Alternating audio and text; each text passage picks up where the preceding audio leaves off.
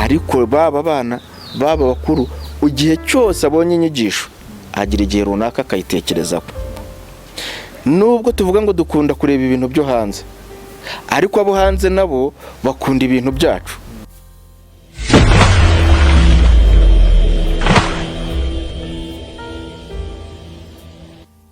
Twongeye kubasuhuza abakurikiye Gute TV muri aka kanya. Nkuko mubireba imbere ya screen zanyu murahabona umugabo ukuntu. Uyu mugabo rero uko mubona niwe CEO wa Gute TV cyangwa inkingi ya mwamba kuri Gute TV. Reka tangire atwibwira amazina ye, ariko mwese ntago twigize tuyibagirwa. Twabasuhuje abari mu Rwanda, hakurya yarwo muri Afrika hose twabasuhuje cyane. Reka tangire atwibwira. Okay, murakoze cyane. Nkuko mumbona ninjye muyobozi wa Gute TV. Amazina yanjye nkaba nitwa Turikumana Onesphore. Mu buzima busanzwe ndi umuntu usanzwe, ndi umugabo wubatse w'abana babiri n'umugore umwe. Nkaba mbaho mu buzima busanzwe nkora umwuga w'ubwarimu. Ndi umwarimu. Nkaba narize civil engineering, ubundi nkakora ibintu by'ubwubatsi. Ariko mu murimo ushimisha no muri tara yanjye ndetse no mu buzima bwa buri munsi nkongera nkashimishwa n'ibintu byo gukina amafilime, ibintu by'amasocial media. Okay, ni iki cyatumye wumva wafungura channel? Okay, ni byiza cyane buriya mu buzima bwa buri munsi, mu mibereho ya buri munsi uko umuntu abaho agenda ahura n'ibintu byinshi bigenda bitandukanye. Ibimucanga cyangwa ibimubera amayobera, ibimufasha mu buzima cyangwa ibimwigisha byose. Ariko nakundaga guhora nibaza ibyo umuntu anyuramo. Umuntu agira intego runaka ntabashe kuyigeraho. Hari ibyo twita ibibi, hari n'ibyo twita ibyiza. Ikimbereye kibi kuri we kikakubera icyiza, ikibereye undi cyiza ngewe kikambera kibi. Ariko nkagihora nibaza nti kubera iki mu masengesho yacu, mu byo tuvuga, mu byo dusenga, mu byo dusaba, kuki ibyo dusaba tutabigeraho? Kuki ikintu umuntu ahora yifuza atakibona? Nanjye WhatsApp nkayikoresha, ariko Facebook sinkakunde kuyijyaho. Nza kumva ikiganiro rimwe kuri Radio Rwanda, ndabyibuka hari mu masaha moya, bavukuna amasocial media asigaye yinjiza amafaranga. Bavugamo za Facebook, bavugamo za WhatsApp, bavugamo TikTok yari taramamara cyane, ariko hakaba na YouTube. Kumbi kuri YouTube najyaga njyeho ngiye gushaka amatseri, ibintu nigisha, amavideo ibiki, burya irinjiza. Bisabwa iki kugira ngo umuntu abashe kuvuga ngo iyi channel irakorera hembwa? Ako kanya nahise mfungura channel, ntangira urugamba. Ibe imeze gutya, ibe yitwa amazina ya email yanjye. Nyuma n'abantu twakoranaga na societe nari mbayemo, nza kwibaza ikibazo, ariko gute abantu tudahuza? Gute umuntu atekereza ikintu ndakamurwanya? Nta muntu wigeze wumva ijambo gute. Mitena nabikomorezaho, mpita mfata channel ndavuga nti iyi channel hanyuraho amavideo, hanyuraho amafilime, nyita Gute, ni Gute TV. Ariko abantu bose bakajya bibaza impamvu nyita Gute. Nanjye nicyo kintu niyajije. Nabo duhuye mu nzira, abana tugahura mu nzira, sinarinzi ko bananze bati Gute, dore Gute TV. Hanyura muri quartier wacu abantu bati Gute TV. Izina rya Onesphore risa naho rigenda ryigirayo, byitwa Gute. Nubwo ariko bivuga Gute mu Kinyarwanda, cyangwa wabyumva nko mu Kinyarwanda Gute TV, ariko rifite ibisobanuro byo mu Cyongereza. Ndareba nkasanga abantu uyari kuri social media arinjiriza umunyamerika cyangwa umunyakosita Rica cyangwa mu kindi gihugu, undi ari kuri social media barachatinga, yego bafite inyungu za communication, ariko muri bo bafite uwo barimo kwinjiriza. Cyakwibaza kubera icyo yatagira technology, uyagira technology bazihurize hamwe, zigira icyo zibinjiriza, zigira icyo zibamarira. Ndongera ndareba barashyira amasomo tukiga, turafatikanya tukigisha, ariko se kuki twebwe ko turi mu isi ya digitali, nta myaka ingahe ishize hajeho 4G, tuvuye kuri 3G na 2G, hari aho zigikora cyangwa zakoraga, tugiye muri 4G, abashinwa bati tugiye kuronshiga 5G. Ariko iyi technology igenda gutya, kuki abantu batakwishyira hamwe ngo bagire ubumwe tekinoloji igira ikibamarira. Mfashe gute rero abantu bumvaga ikinyarwanda, ariko ngewe icyo natekerezaga bisobanuye nko mu kinyarwanda ni ukugira ubumwe mu ikoranabuhanga. Ubundi mu magambo y'icyongereza ivuga get unity with technology. Noneho izina ndishyiraho ngaho, abantu bakavuga iri zina rihindure gira gute bisobanura iki. Ndavuga nti buriya meaning yaryo uyumvise no wahita uyikunda. No bimpaye ideas akavuga ati hindura, nkahita mubwira meaning y'izina y'impamvu nahise gutyo.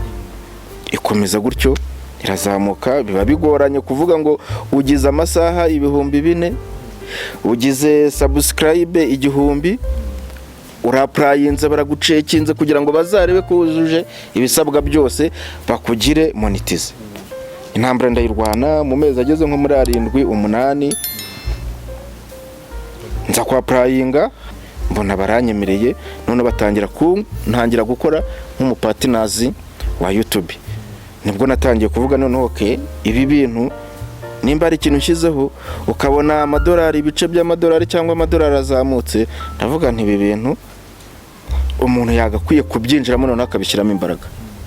Ntangira kugenda nkurikirana amafilime, none bagenda banyereka uburyo ngomba kubaka channel kandi kaba iyo kwinjiza.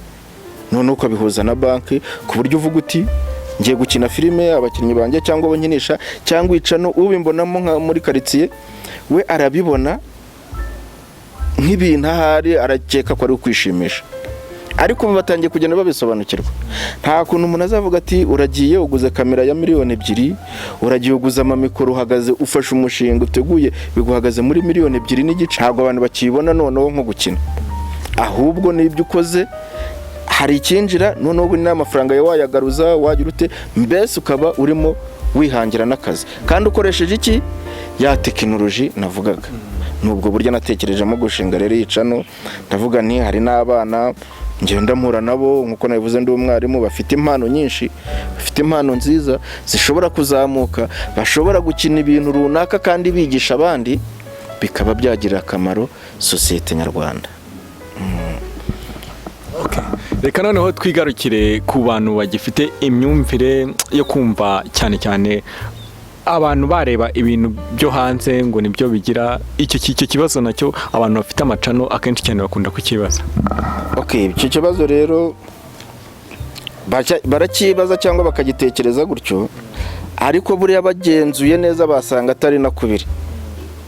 Kuko mfite abantu tujya tuvugana cyangwa mu makomenti yo nsomyemo, nkasanga mfitemo amakomenti yo muri Italy, mfitemo amakomenti yo muri France cyangwa za Canada na za China. Nubwo tuvuga ngo dukunda kureba ibintu byo hanze, ariko abo hanze nabo bakunda ibintu byacu.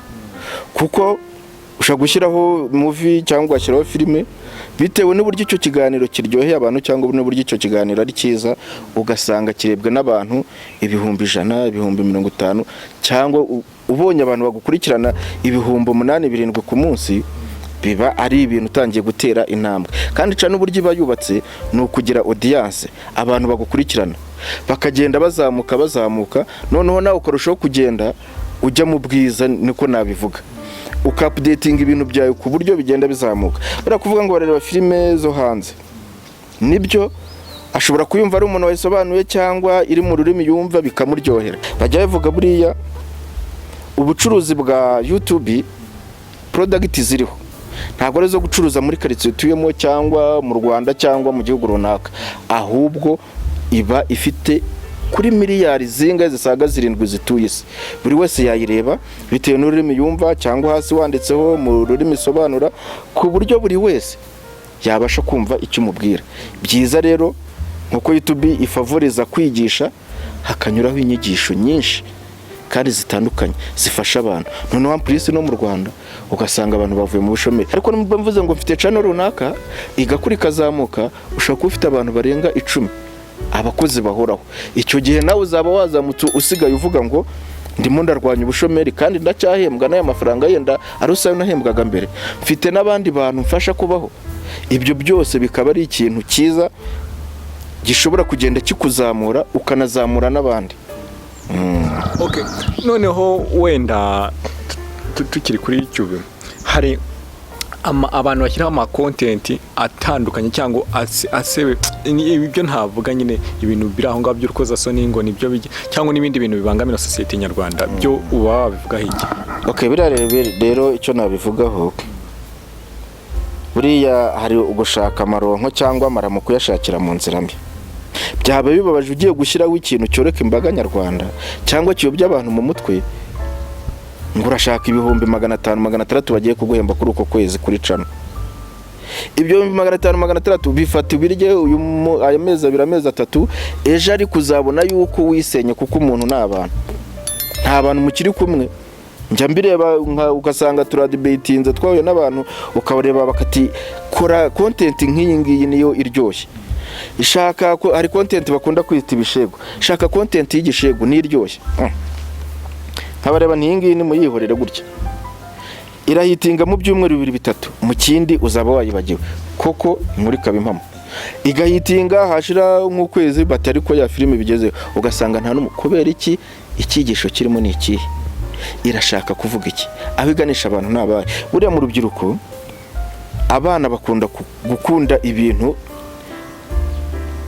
wavuga ngo ni iby'iki gihe byirukanka, cyangwa wavuga ngo ariko baba bana baba bakuru igihe cyose abonye inyigisho agira igihe runaka akayitekerezaho. Cya kintu gituma yitekerezaho rero, arebye ikiganiro runaka, arebye filime runaka, uyu munsi ntayikunze cyangwa ntimuryoheye. Burya abantu bagasomaho nibo babizi. Ufata icupa rya mbere ukanywa ukumva harimo akaruri, irya kabiri ujya kugera ku rya gatanu wumva ari urusukari gusa. Buriya rero nayo uko ugenda ikura kandi kagenda karyoha kazamuka, biba byiza kurenza uko navuga ngo ntangire hejuru ahubwo nkatangira kugenda manuka. Ziriya rero ni sinabatera ibuye, niko baba babyumva, ariko ni na byiza baba bagomba kureba ni iki gifatasha, ni iki sosiyete nyarwanda ikeneye. Sina sosiyete nyarwanda gusa, ubona ko hari n'amakontent avuga no mu zindi ndimi, ubona yuko nibura abantu bakeneye iki. Uyu muntu turimo kuganira, uyu muntu umufashije iki, uyu muntu nagiye gusura nka prodinga barabyita gushaka ama views, ariko se behind nta kintu umufashije.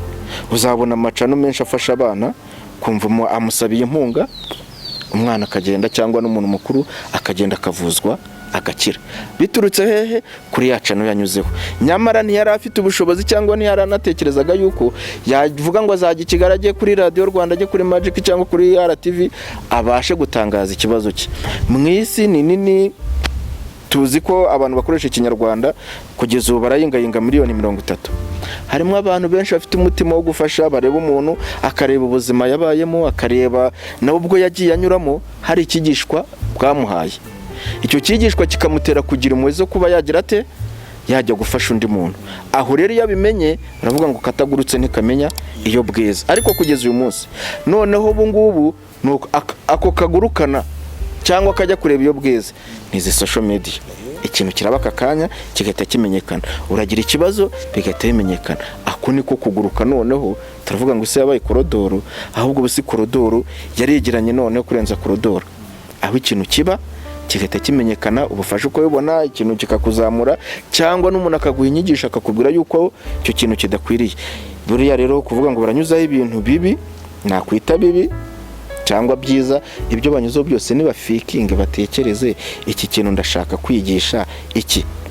Aba bantu barimo kunyumva, aba bantu ndimo kuriyantaho izi content zanjye birabafasha iki. Tubikoze mu buryo bwiza, buri wese ahita yumva yuko nibura bifite icyo byigisha sosiyete nyarwanda, kandi nawe ubwo nyiri kubikora bikamugirira akamaro, akazamuka mu buryo ubu cyangwa runaka, akazamura n'abandi. Hari abantu benshi cyane mu Rwanda usanga bafite amafaranga, ariko ugasanga nyine ibintu bya showbiz ntago babyitaho cyane. Hari nka wowe wenda nk'umuntu bisobanukiye, ushobora kuba hari icyo wababwira? Buriya icyo navuga, n'abanyamafaranga buriya ni byiza no gutembera cyangwa kumenya amakuru y'ahandi. Biba byiza wirefera ku bantu bagutanze ahantu. Mpamvu mvuze gutyo, baritwa abanyamafaranga, ariko mpamya ko hari ibihugu byadutanze gukira kuko turi mu nzira y'amajyambere. Ukazasanga ba bantu bashoye noneho mu mashowbiz bashoye mu mikino mu makipe ugasanga nibo bantu babahirwe muri ibyo bihugu, niko nabivuga. Buriya rero no mu Rwanda kuvuga ngo ntago nashora amafaranga kuri uyu muhanzi, ntago nashora amafaranga muri iyi filime, noneho isi turimo ikintu cyitwa iterambere ni ikintu buri muntu wese yagakwiye gutekereza. Nimba u Rwanda ruvuga ngo rusha amafaranga rwubatse ibikorwa remezo, rukazana fibre boutique kazenguruka u Rwanda, wowe mushoramari ufite amafaranga ukaba wumva utayashora se kuri social media, ahubwo uratekereza ute? Ahubwo aho niho hantu ibihugu byose birimo birareba mu ikoranabuhanga, hahana ubikoranabuhanga risigara nk'ikirombe cya peteroli. Nimba umuntu akora kuri YouTube agahembwa n'umunyamerika, urebye video yawe yose akaba hari ikintu aguhembye, akaguha comment hindura ibingibi gira ibingibi kugira ngo inyigisho zawe zitambuke, society ihinduke, aho hana utashora amafaranga ni he? Kandi noneho cyiza ugasanga na amafaranga ushoyemo azunguka mu gihe cyose, kuko tujya tuvuga ngo filime ntisaza. Hari ndibuka bwa mbere twarebaga amafilime ya kabutura, na n'ubu abana baracyayareba. Why not uyu munsi hatakubakwa filime cyangwa ngo ushore amafaranga muri filime zamuke ku buryo no mu myaka 50 na wa mwuzukuru wawe uzamusigira cano akajya avuga ati dore igitekerezo cya sogokuru ni nacyo kitwubatseho. Ibyo byose tubitekerejeho buri wese yakumva ko gushora amafaranga ahantu hose wabyizeho neza kandi wabitekerejeho birashoboka cyane pe. Birashoboka cyane ko wayashoramo kandi ukazamuka mu buryo ubu cyangwa ubundi kandi bikaguteza imbere. Mumbero yawe mu bintu bijyanye na showbiz.